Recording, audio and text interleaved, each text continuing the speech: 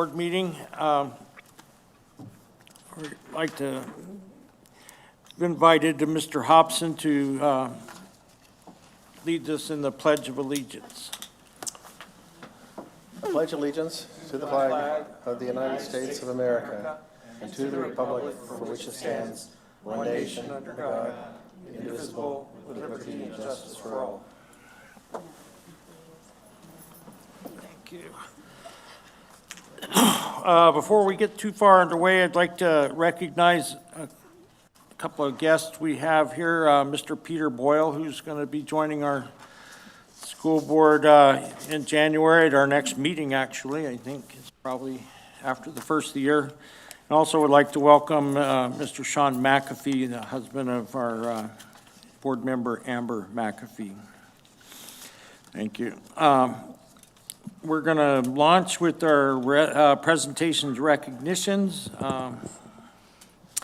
Who's presenting there? Mr. President, members of the governing board, Ms. Kuhn was going to present, but she unfortunately had a situation that presented itself tonight that precludes her from being here. So I've asked Dr. Doolin to represent Ms. Kuhn and do the recognition.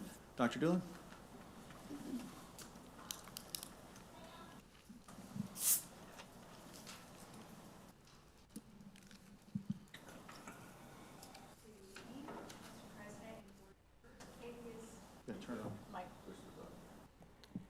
Good evening, Mr. President and board members.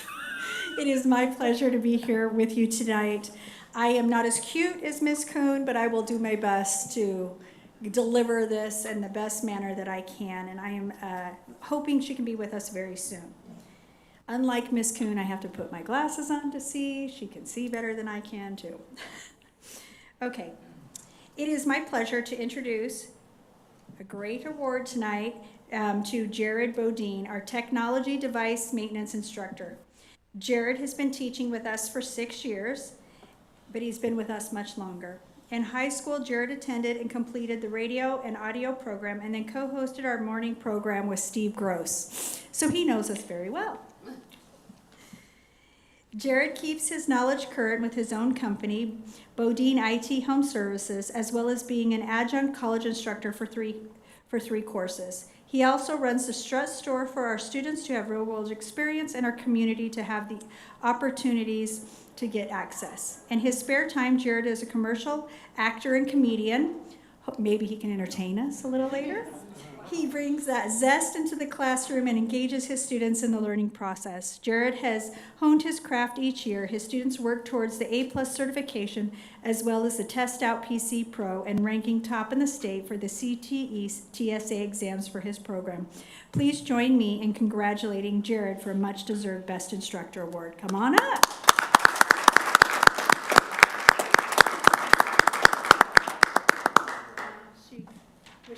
Okay, they're probably going to ask you questions and put you on the spot. I'll do the best I can. I would just like to add to what Dr. Doolin said. The thing that impresses me so much about is the kindness. Every single time I interact, there's always a kindness and a caring heart. And we talk all the time about how we're going to become who we expect ourselves to be.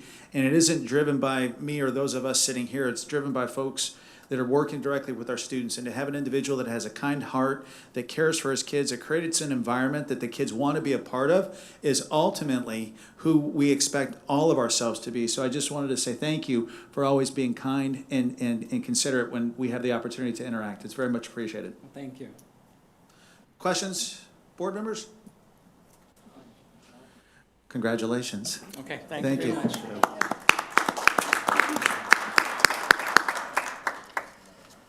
All right, the next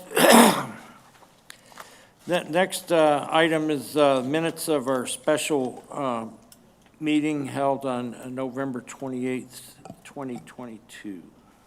I move we approve the minutes. Second. Second, any discussion, corrections, deletions? Hearing none, Mrs. Boggs, will you conduct the vote, please? Hart, Aye. Hobson. Aye. Lean, Aye? McAfee. Aye. And Boggs is an aye. Motion carried. Okay. Next item is call to the public. Have we had any requests come? No, sir. Okay. Moving on to the consent agenda, I'll entertain a motion for consent agenda items A through K. All items will be considered as a group, will be approved with one motion. There will not be separate discussion of these items unless a board member or citizen so requests, in which case the item will be removed from the consent agenda as considered as a separate item. Mr. Chairman, I move the adoption of items A through K of the consent agenda. Thank you. Second. And then a second, any discussion of any of these? Mrs. Boggs, will you conduct the vote, please? Hart. Aye. Hobson. Aye. Lane. Aye, McAfee. Aye. And Boggs is an aye. thank you.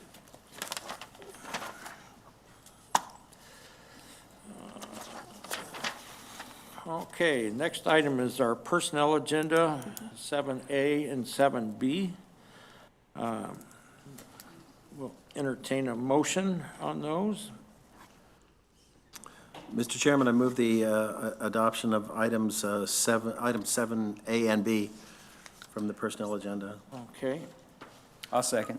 Mr. President? Yes. If I could mention, I believe item C, is that part of? oh, okay, yeah, you're correct. Can I Yeah, make it A, would B, you and like C? to restate your motion, Mr. please? Chairman, I move the adoption of items A, B, and C with, that we adopted with approval. Okay, I'll still second it. okay. Any discussion? I would like to discuss A, job descriptions for new positions. Is that part of what we're moving for? Or is that pulled out? Yeah, these are where we're our legal descriptions. We just have to move to approve, and then we can discuss, right? Okay. We So, have I'll made hold the on. motion, and we're in discussion territory. We are in discussion. We're in discussion. Well, is Dr. Wilson going to present first? And then I'll see Absolutely. what- So there's 4 job descriptions that we have here tonight for you. The first is the Dean of Students. One of the things that we have realized this first semester as we've gone through our organizational restructure, and we moved away from having principals and assistant principals to directors. And the idea behind it is the directors own the totality of the programs they oversee, and that makes a lot of sense. What we have found, though, is that oftentimes our directors are spending an enormous amount of time on discipline, a disproportionate amount of time on student discipline. And the intent was to have our directors be working kind of shoulder to shoulder with our teachers, helping build instructional practices, helping launch Canvas, helping to look at data, helping to do things that allow us to kind of take steps forward in the curricular area. And oftentimes what they're spending time on is discipline, student discipline. And so the recommendation is to have a dean of students whose primary role and responsibility will be student discipline.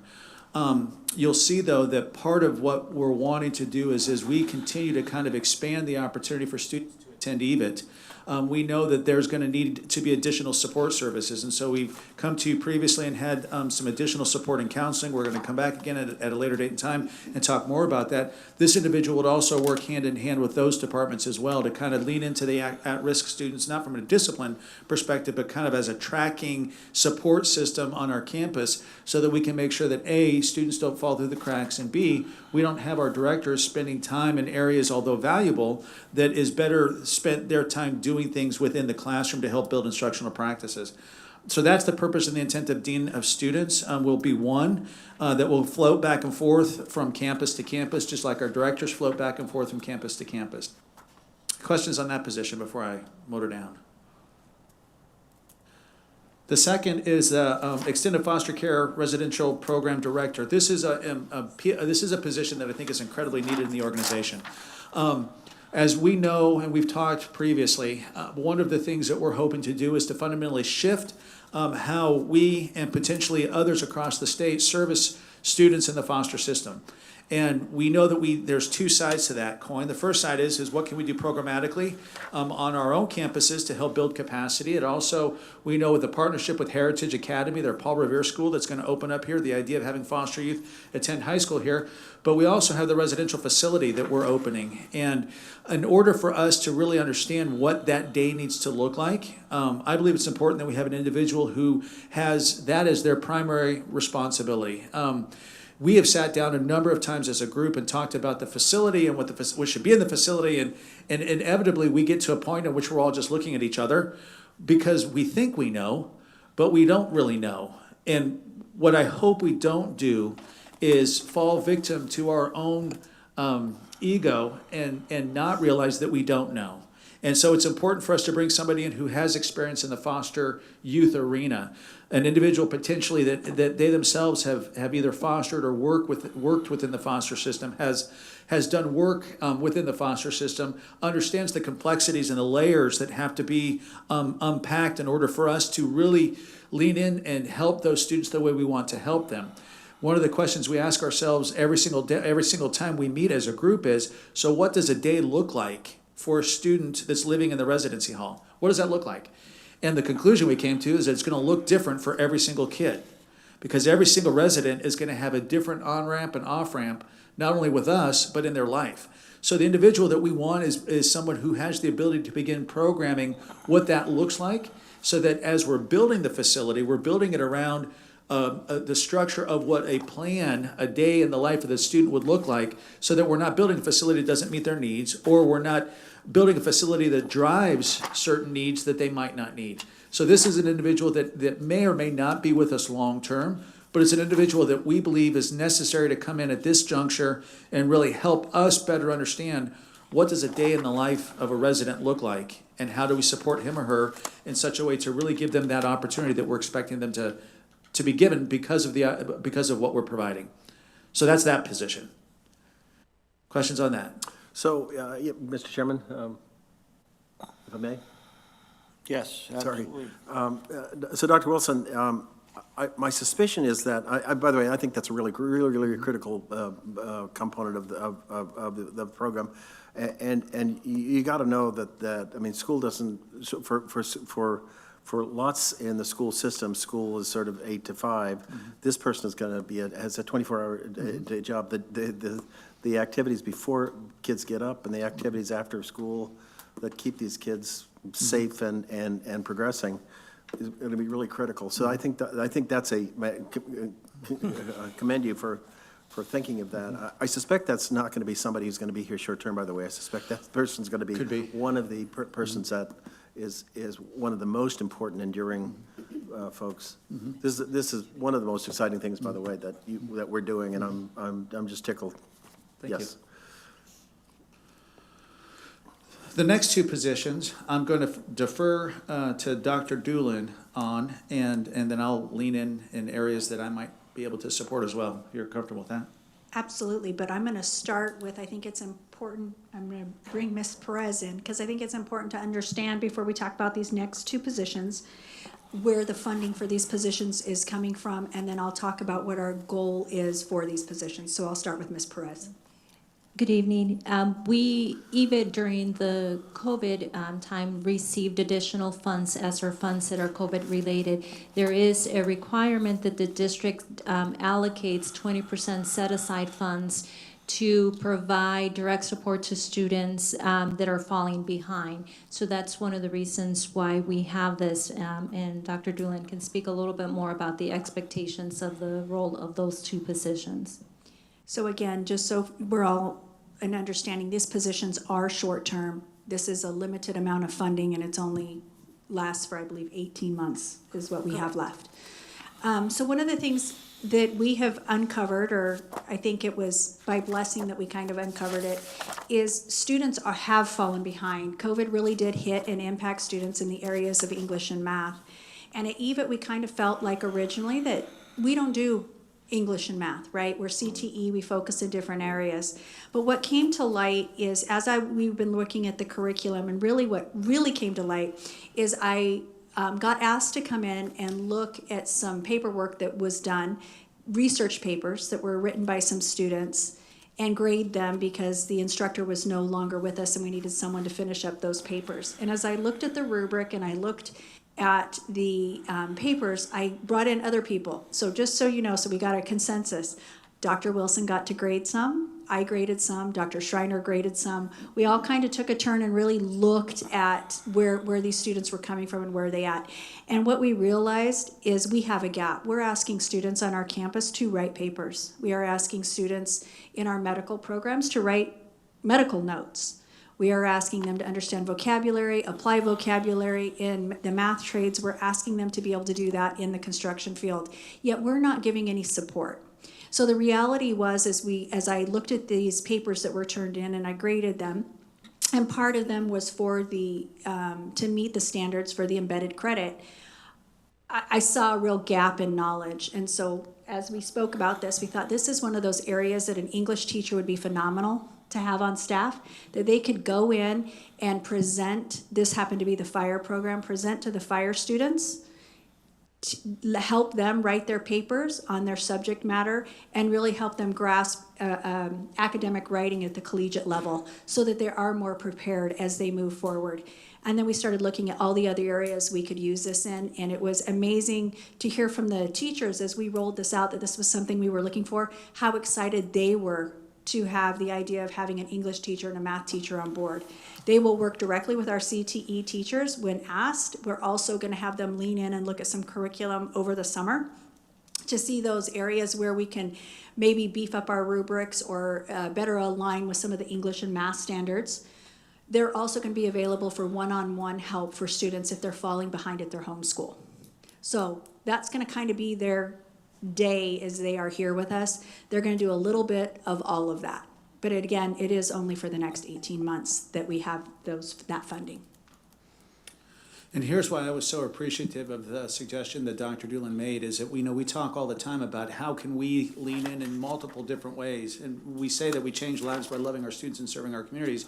That it means a lot of different things. And if we can have a student engage in us in English, as an example, far more intently and rigorously than they might do at their home school because they're passionate about what they're doing, do they have a better opportunity to digest some of those standards that they may be deficit in because they're passionate? And so we've said this time and time again, how can we help our students be successful, stay with us, and have the skills to translate into year 13, whether it be straight to the workforce or the colleges and universities, far better prepared. And I think, to Dr. Doolin's credit, this is an opportunity for us to be able to do that. When would that happen? I don't understand how this is going to work in terms of helping students. I understand on the sending districts in a typical K through 12 school, but where's the pullout, or when's the help? How's that going to work? So we're not going to start with pullout. So I think that's helpful to understand. We're going to start with looking, because already in our curriculum, we have curriculum that's heavy in English. Like I said, we have different disciplines that are asking them to write papers as part of that dual enrollment or part of the standards for their course. So what we want to do is make sure that we bring that English teacher in to help them understand and help present with our CTE instructors, because again, our CTE instructors are not English instructors. They're not experts in that field. So they're going to work side by side with them, and we've actually asked the faculty to look at what they're teaching over the next few months and identify areas where they could use a math person or an English person to come in and aid or assist with what they're already teaching. So that's the first step. The pull-out piece is we have that hour, I think it's an hour and a half between courses, between our scheduled blocks, where some of these students have time. Truly our seniors, some of them are done or have like one class that they have left to do, that they would like to be able to work with that person. They also will do some after-hour times as well as remote work to aid any of those students. They'll pre-read, they'll help them get ready for their resumes, all those little pieces that we're lacking as we try to get them ready to launch. So it's not based on the curriculum, because I know each sending district has different curriculum. It's state standards. State standards. State standards. Okay, and then what happens after 18 months So when that money runs out? Yeah, I think the interesting thing will be, like a lot of things that we do, I think we have the potential to really demonstrate the value added with this position. It pilots using the ESSER funds that we're obligated to use, but if it's as successful as we hope it to be, it may be something that we believe is in the best interest of the organization moving forward. I think we will find that we will have students that are far more willing to engage in building their better understanding of the state standards in English, for example, if they're writing a paper in fire science. But the understanding of how you use word choice, how you use voice, how you use all those standards, how can that be utilized within our programming? And to Dr. Doolan's point, our teachers don't have a lot of that background and training, so we're dependent upon what's happening at the home high school, which is okay. But if we can lean in and help, I think it makes sense to do it. And so to answer your question, 18 months from now, if we've seen success in it, then I think it's worth revisiting whether or not this is an opportunity we want to continue absent the ESSER funds. If we don't, then it was dollars that we were obligated to spend anyway around that same scope of work that we thought would be creative and innovative to try to pilot, truthfully. How are we going to measure that growth? So I think there's a couple ways to measure the growth. I think you can do it quantitatively, and as Dr. Doolan said, when we looked at the baseline rubricing that we did, and we pulled out the number of, like I said, word choice, the number of vocabulary, the number of spelling, all of those we can quantify based on the baseline that we just did in that one program. After this is done, we can do the same thing, quantifying it. I think a better way, though, is to qualify, to use qualitative data, and to sit and talk with students as we work with them and understand, was our intervention beneficial to you, not only in your ability to complete the assignment here, but did it translate back to you having a better understanding of your homeschool work? And if the answer is yes, then can we correlate those homeschool grades as well? So I think you could do both quantitatively and qualitatively, both data we pull, data the homeschool pulls, but also the conversation and information we have with our students. About those sending districts, are they going to feel like we're kind of encroaching on their area? They serve their English, their math, you know? Is there going to be a problem I don't think so, there? because we're not awarding credit for English or math. I think we're the Are they going to encroachment. think we're moving in that direction, though? Like, are we going to see a problem with science, right? Kids are lacking in science. Are we going to move on to science, you know? So Is this a slippery slope where suddenly we're going to become academic as well? So truthfully, what I would hope we would do is have a conversation with our embedded credits, because I think there is value in us being more academic, not by us awarding the credit, by the sending districts accepting the embedded credit. We already have it in our health sciences right now. So it's a science credit that all of our sending districts accept. We've crosswalked math, fourth year math, into our construction and industrial trades. It'd be wonderful if those were accepted as well. We've crosswalked PE into our law and public safety standards, and the board of those were accepted by the state as well. So we have a number of standards that have already been approved by the Arizona Board of Regents as embedded that aren't accepted by our sending districts. I don't want us, meaning EVIT, to offer core content, but I would love for us to be viewed as a partner in helping potentially solve some of the struggles that are happening at our home camp, at our partnering districts with their courses, and students that aren't having potentially the success that they may have here, and having the sending districts accept those embedded credits. Thank you. So in 18 months, when the money runs out, you guys will present to us and tell us why we should, Or should not. or Yeah, should or not. work or not work. I mean, And we truthfully, will, it might and we not. will have evidence to prove one way or the other, Yeah. because, for us to have to pay for an English and math teacher at completely. EVIT probably isn't. 100%.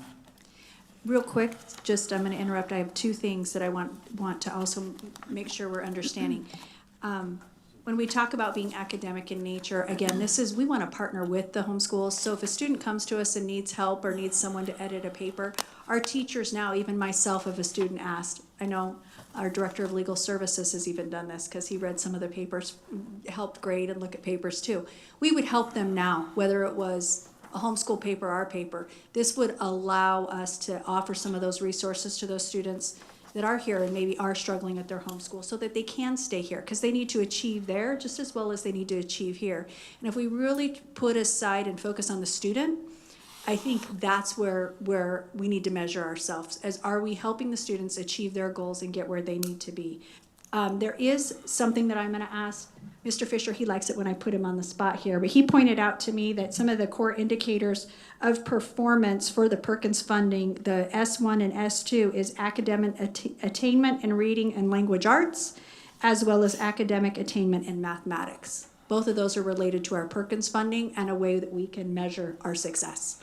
Okay, I just want to, when the 18 months is up, Yep.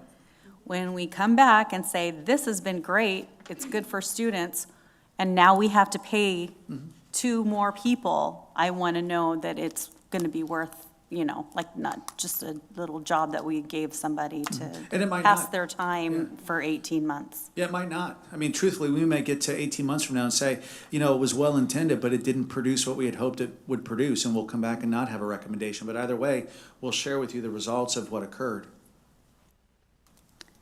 Okay. Is everybody finished with this? You have questions about it? I do.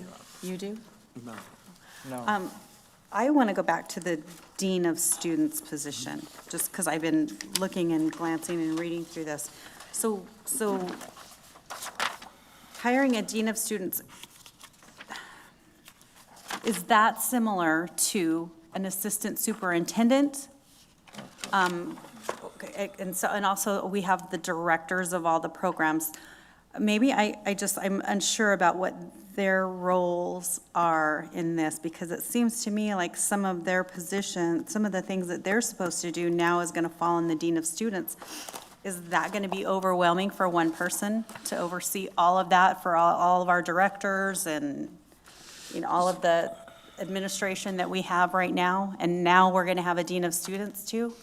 I'm confused about this new Sure. position. So my very first position was similar to a Dean of Students, in which I worked with, whether it was a counseling department or an assistant principal or principal, and my responsibility was to help take some of the load of some of the time-consuming discipline projects that it prevented then the assistant principal or principal from doing, whether it be thorough evaluations, whether it be developing curriculum maps, whether it be working with the teachers to help implement new instructional practices, whatever that might look like. Because without me, those individuals spent far more of their time dealing with those situations than what we really want them to be dealing with.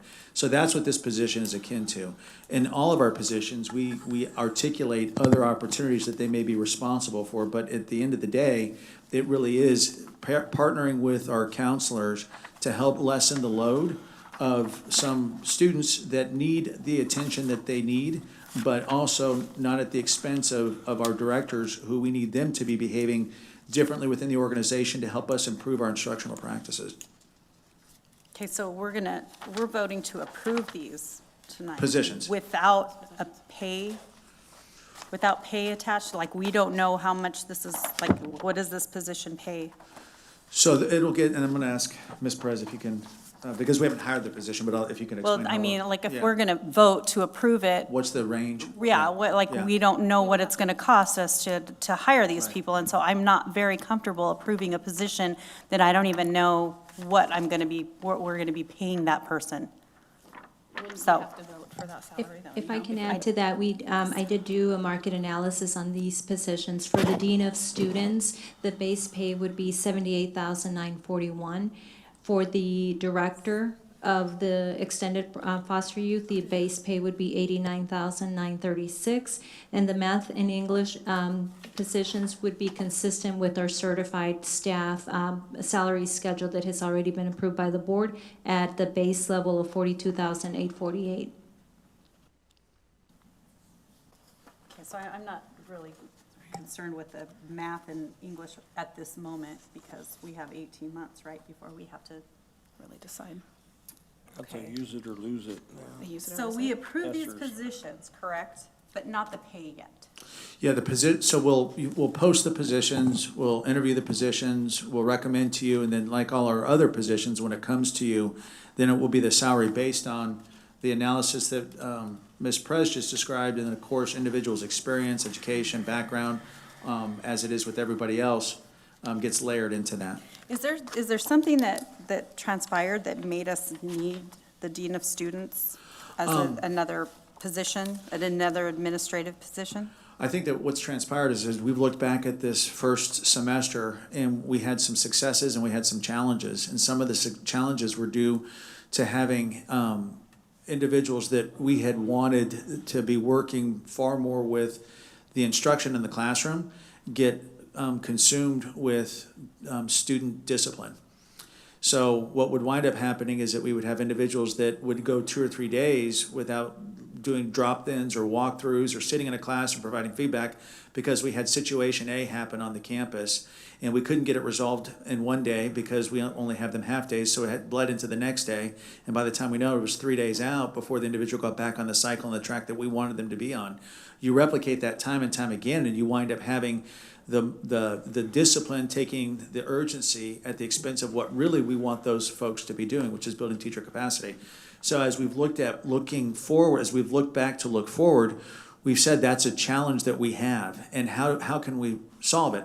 Well, one way we can solve it is by looking at models that exist already. Very rarely do you have schools in which the building principal, in our example of K-12, does all of the evaluations plus all of the discipline. That becomes too much on his or her plate. So that was the genesis of this. It wasn't a singular event.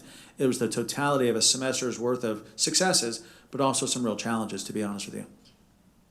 Okay, so our directors do not do disciplinary. Our directors right now do discipline.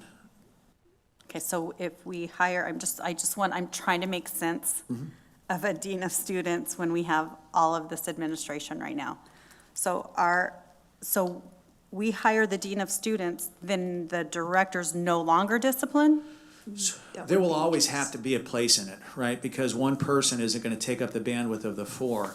What we want is if there's a situation like I emailed you all on multiple over the past, can there be individuals that lean into something like that that's going to take a multiple day time frame and not burn multiple days of one of our directors? It will be more often that, as well as we start having individuals that are coming on our campus. As you remember, we pulled back the barriers in terms of the admissions criteria to come here, which is the right thing to do, which means we're hopefully going to have more students on our campus, but more students that potentially need more support.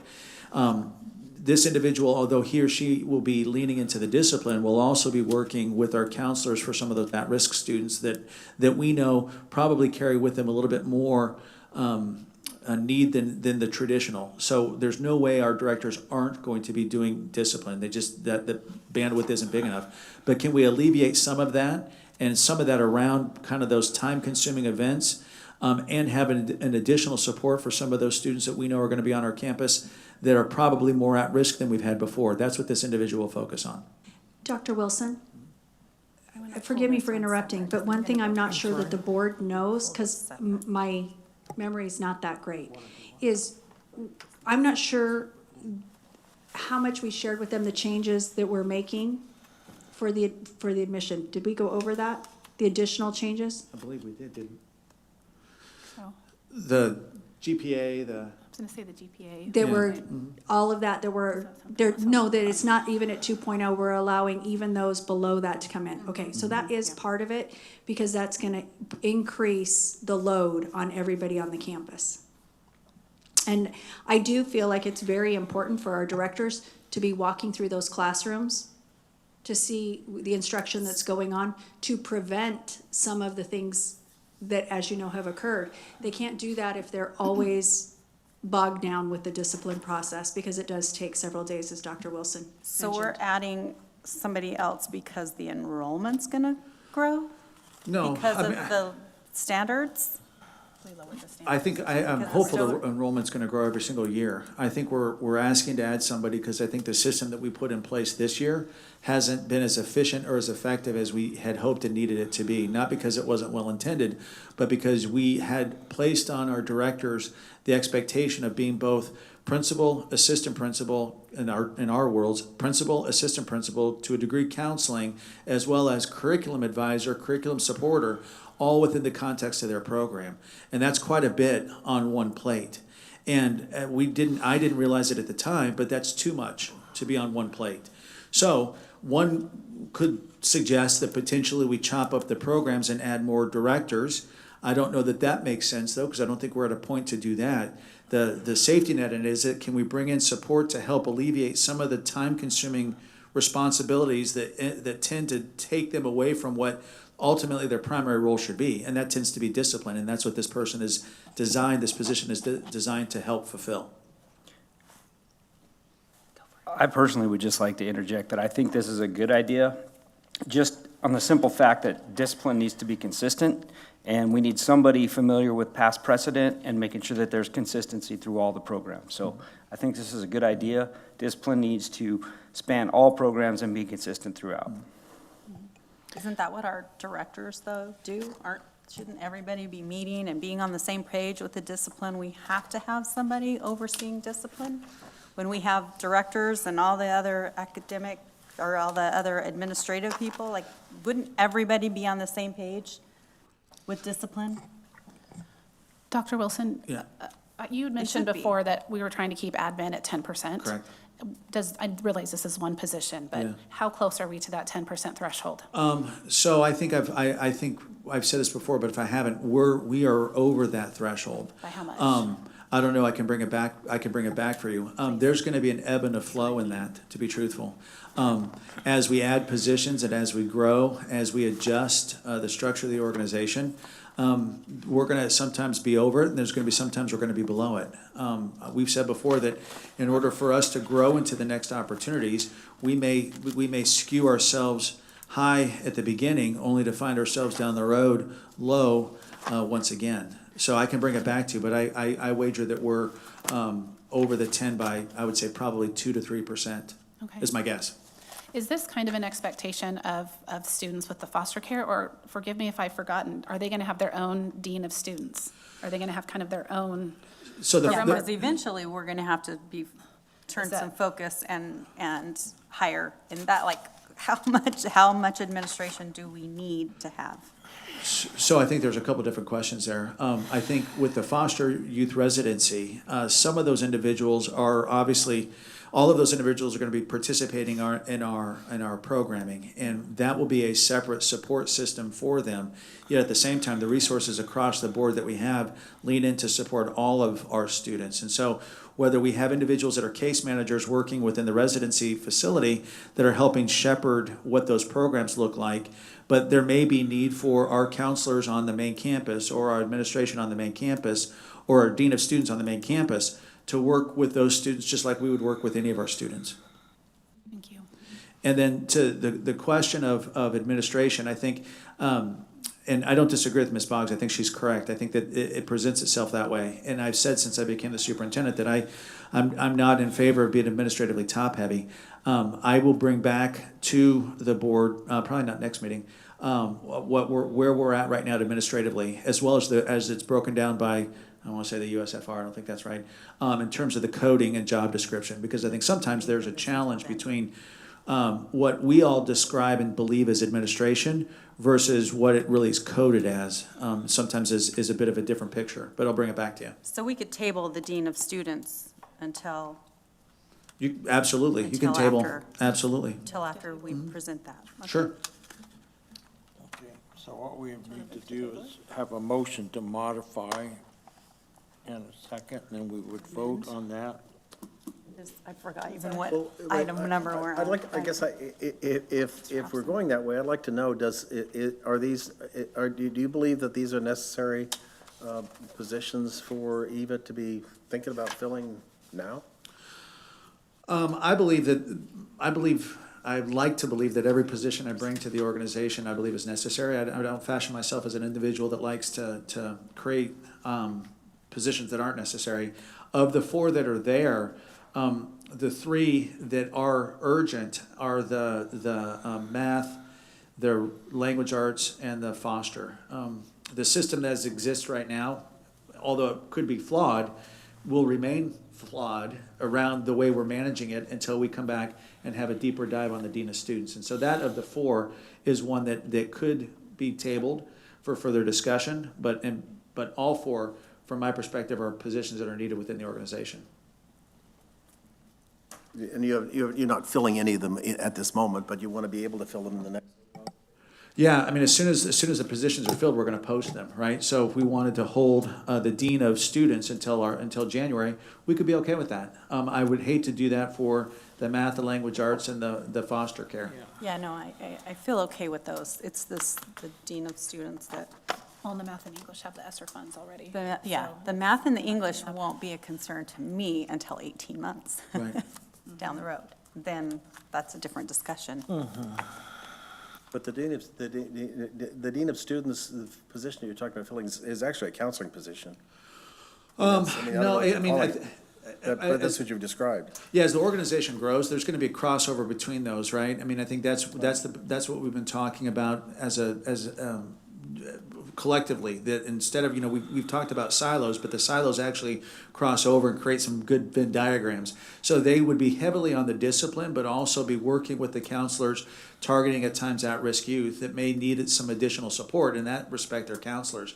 I'll be honest with you, if the governing board is so inclined to approve the dean of students at some point in time, the pool of applicants for that position probably increases as time goes by. So I'm less concerned about that than I am about the three others in terms of the urgency. Okay.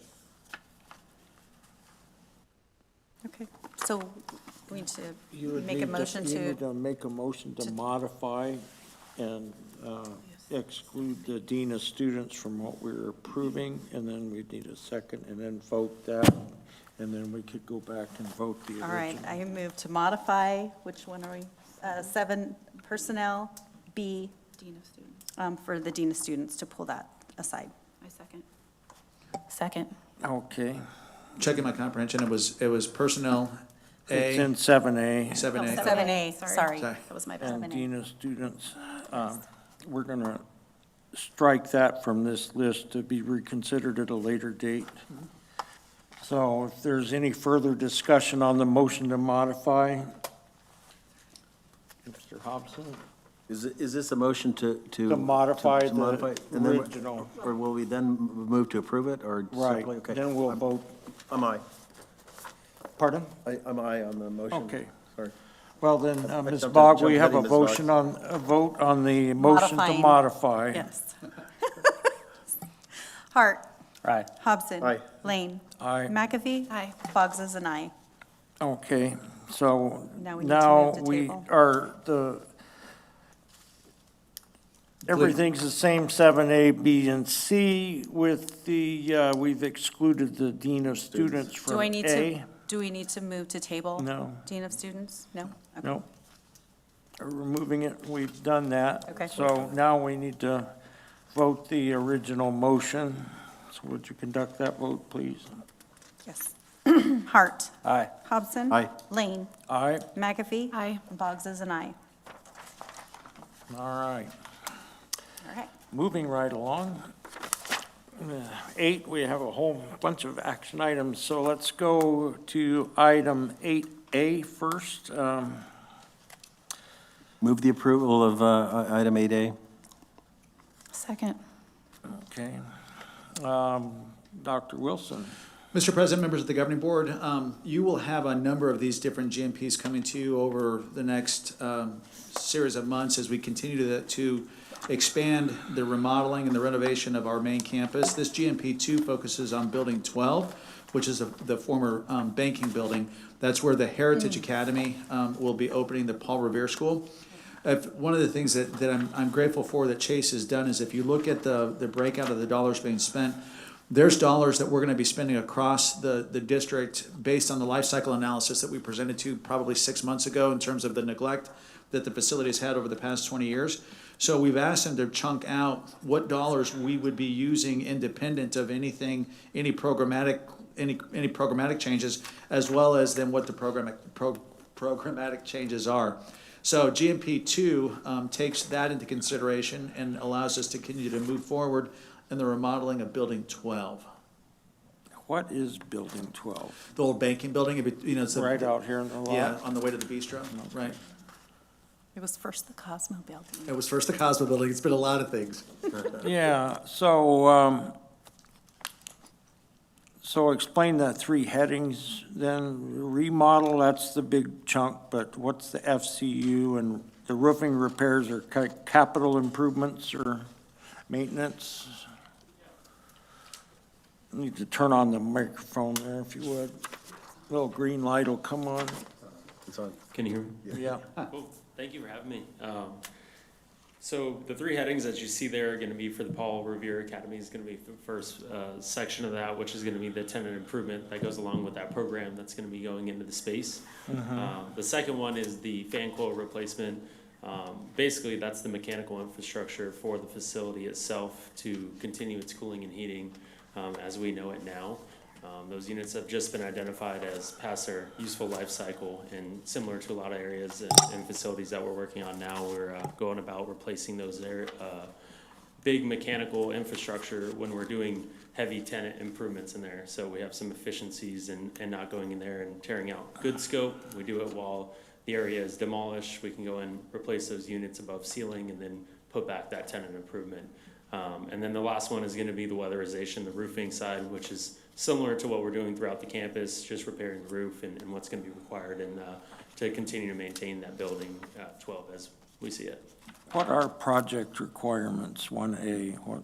So project requirements are going to be typical for the construction project to maintain a site perimeter of safety. It's going to include some of your typical porta-johns, but it also have safety banners, kind of just your typical project Fencing, requirements. temporary fencing and the like? Yep. Okay. Safety related. What are the source of funds? We're doing this with Heritage, is that correct?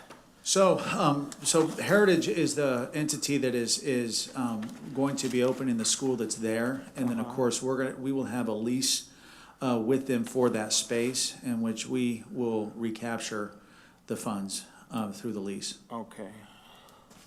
So we're improving it for their operation.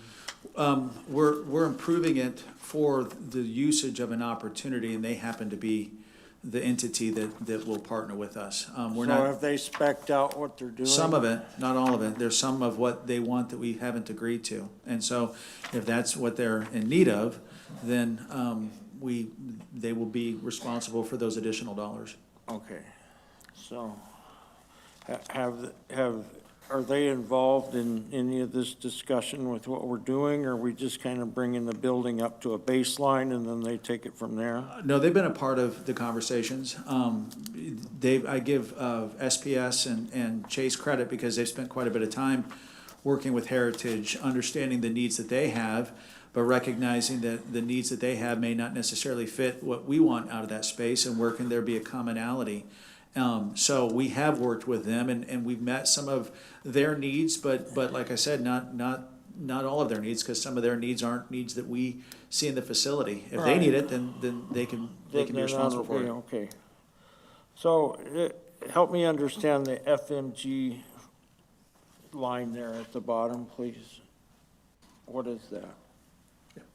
Yeah, I'd be happy to handle that. So FMG did a life cycle analysis for EVIT. Oh, that's a company, okay. Yeah, recent time ago. So they made some assessments in terms of what are the required improvements that are going to be required over the life cycle of that building. So underneath each of those columns, we've identified those monies that they allocated into those different categories related to Building 12. Those annual expenses or one-time expenses, or? Their life cycle costs. So over the duration of a campus, over 20 years, a roof is going to have to get replaced, similar to mechanical units. So this is kind of what they saw in that next 20-year timeline as something to be required. And they did an assessment throughout all of EVIT's campus, and this is just a breakout of what was related to Building 12 in their assessment. So our 1.6 million is kind of on a 20-year cycle then is, how far off? Well, that's, This work is 3 going on million. concurrently with the existing remodel work, correct? Yeah, correct. So there's no additional scheduling, that kind of stuff. And so before, when I had asked about the general conditions and the project requirements, we're talking site supervision, logistics, that kind of stuff. So who's looking at the percentages on these for us? Because when you look at Building 12, the fan coil stuff, we're about 17% total between project requirements and general conditions. And then when you look at what I view as basically a change order for the roof, we're closer to 50% in line items 1A and 80A.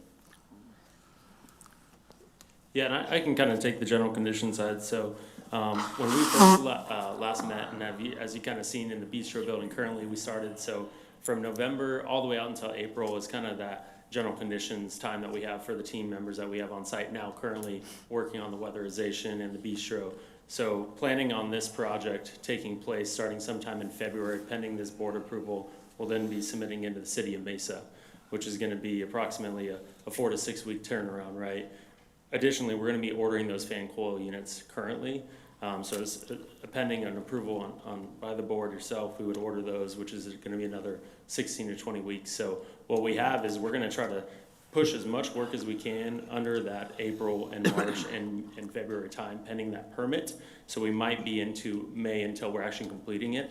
So the general conditions that you see now are gonna take us from basically that end of April into May. So it's gonna be about a fifth of the general conditions that you saw in that first GMP 1.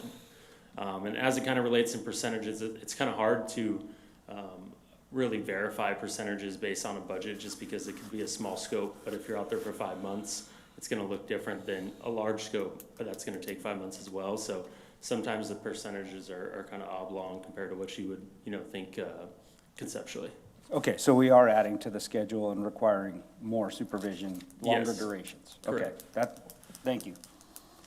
All righty. Any further questions or discussion?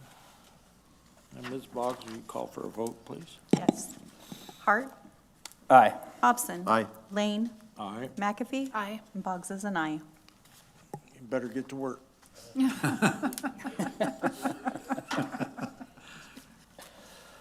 Okay, 8B, design build RFQ 23-001. Dr. Wilson or Mrs. Perez, I guess we should go ahead and have motions and, Move items 8B, Mr. Chairman. okay. I have a second? Second. Okay. Mr. President, members of the governing board, we're excited. Everything on this agenda is exciting, but for me, this is probably Some more than the, others. this is probably the most exciting part of the agenda. We went out to an RFQ to seek qualifications for general contractors to build our foster residency hall. We know that we are under an obligation to do that sooner rather than later for a couple of reasons. One, because there's literally thousands of students and young people that deserve to be in there. The longer we wait, the more they have opportunities to not benefit from what we can provide them. Secondarily, we know that based on the dollar allocation given to us from the governor's office, there's a timeline we have to meet in terms of having feedback to the governor's office in terms of the success of the program. So the urgency to get this building built has been there from the get-go. And so we went out for an RFQ. And I'm going to turn that process out over to Ms. Perez so she can explain, and then we'll wrap it back up. We issued an RFQ back on October 28th. We had a pre-construction, a pre-vendor meeting scheduled on November 3rd. We had 4 construction companies. They came in, although attending that meeting was not a requirement, so we obviously needed to wait for that process. Our initial RFQ went out to approximately 320 registered vendors that are on AC purchasing, and we only had 2 construction companies that submitted their responses to the bid. Within those, what we did is we had the selection committee review, score them, and then we invited them to an interview in which we asked them to bring in key members from that construction team to come in, and again, that selection committee scored them based on that interview process, and the results are here within our recommendation. Okay. Any further discussion? Ms. Boggs, will you conduct a vote, please? Hart, Aye. Hobson, Aye. Lane, Aye? McAfee. Aye. Boggs is an aye. Okay, thank you. 8C is Student Information System, RFP 23-002. I'll entertain a motion in a second. Move approval of items at 8C. Is that what you said? I'll second. Dr. Wilson or Mrs. Perez? Mr. President, members of the governing board, one of the pieces we've been looking at for quite some time now is our student information system. That's the system that tracks all of our student information, the demographics, the grades, the transcripts, all the information that ultimately allows us to not only have record of the student internally, but also communicate the student information out externally, the uploads to the state, transcripts. And one of the things that was increasingly becoming more and more difficult is having to run two different systems. And by that I mean we were having to run one system that was primarily focused on high school and another system that's primarily focused on adult. And we wound up running two systems for one organization, which was incredibly redundant. And so we embarked upon the process of looking for a student information system that could work both on the high school side as well as the adult side, the financial side, as well as uploading to the state side. And I'm going to turn it over to Ms. Perez to explain the process and ultimately the recommendation. Thank you. Very similar process to the RFQ in that we posted on the AC purchasing side. We had approximately 221 registered vendors on that side that have specified their work in student information systems or similar. We only had 3 vendors that submitted responses to our request, of which the selection committee evaluated. And we had a follow-up interview demonstration with the recommended vendor, which is Focus School Software, in which the committee had additional questions. They wanted clarification on some of the items to make sure that they were consistent with the needs of the school. And therefore came with that recommendation to move forward with Focus School Software. Okay, any other questions? What's the limitation of the information that this software gets? Is it simply what you fill out, when you register a student? Okay. Yeah, and then really where this becomes, and correct me if I'm wrong, Mr. Sanchez, Dr. Doolin, or Ms. Perez, I think when we're looking just at the high school side, we've had some challenges with the current vendor, but those are probably manageable.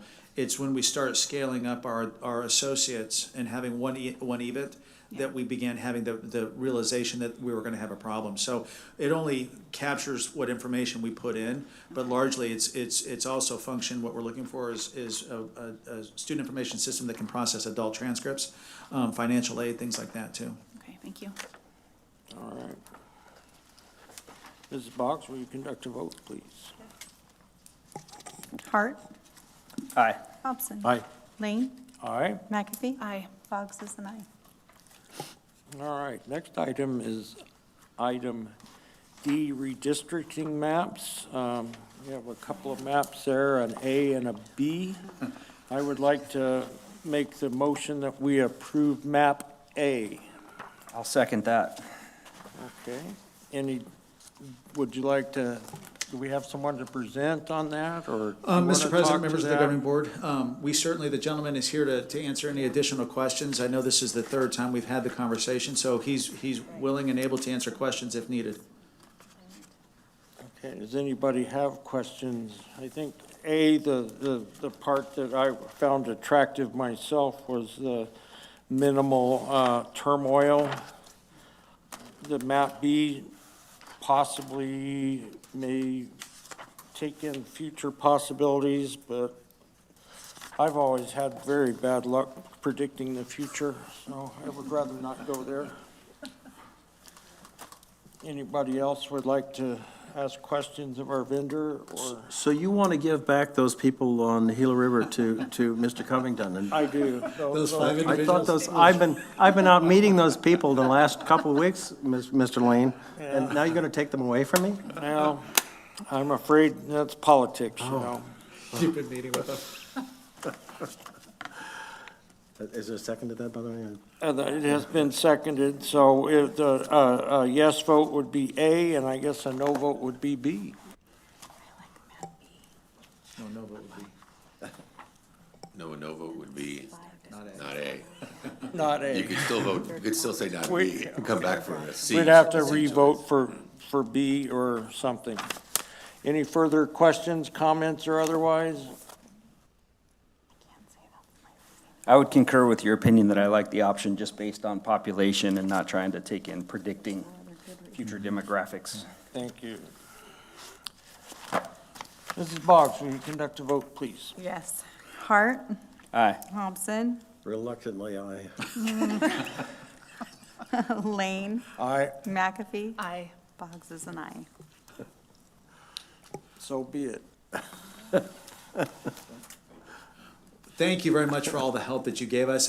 We were trying to figure out where to go, and you became a light in the darkness, so thank you for the help. Appreciate it. My pleasure. We can certainly stay in touch and watch things as the decade goes on. Thank you very much, I appreciate it. Okay. Now, that moves us to item E, the EVIT American Leadership Academy Anthem South K-12 Satellite Campus.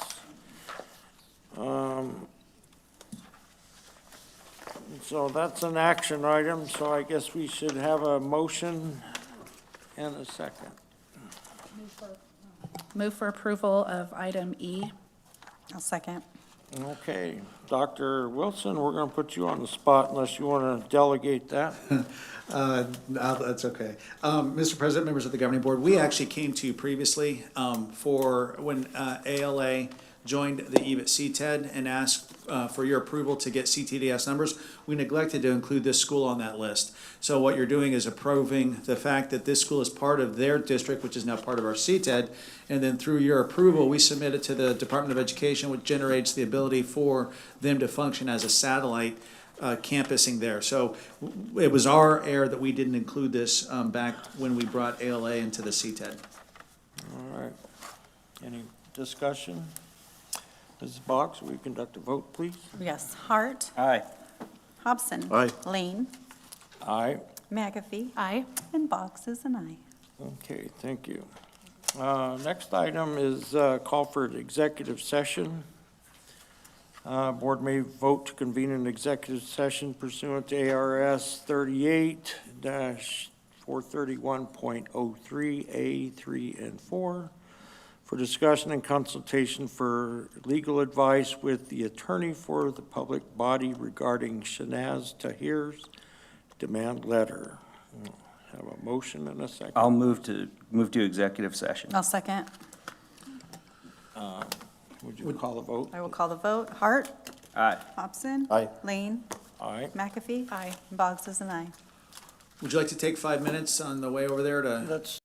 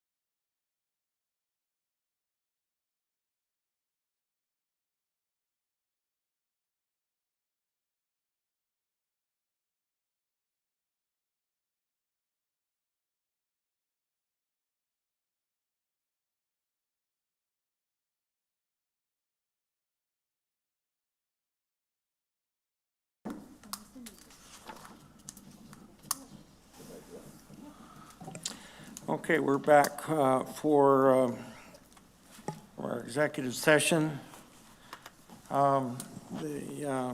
We will be taking no further action at this point. Brings us to staff reports. I believe No, we Mr. have to. Mr. Chairman, I think we have to, don't we have to direct Yes. council to proceed as directed in executive Yes. session? Yes. So I move that council be directed to proceed as discussed in executive session. Second, Mrs. Boggs, will you take a vote? Hart, Aye. Hobson, Aye. Lane, Aye. McAfee, Aye. Boggs is an aye. Moving right along.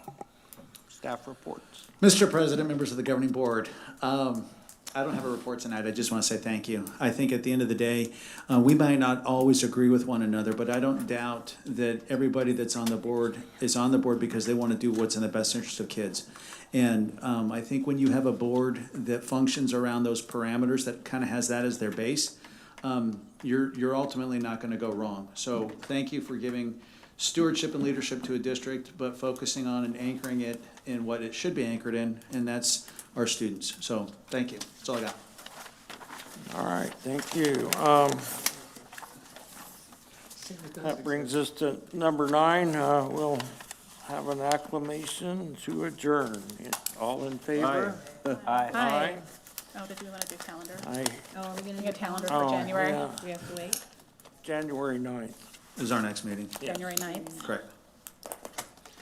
That wasn't an action item, but that's fine. Good. Everybody have a good Christmas. Thank you. You guys too. Be safe, Careful. okay? Be safe. And we will return in the new year, barring unforeseen circumstance. I will miss seeing you all, but if we have to meet again before the new year, that's probably a problem. So I hope we don't see each other. That's one way to put it, yeah.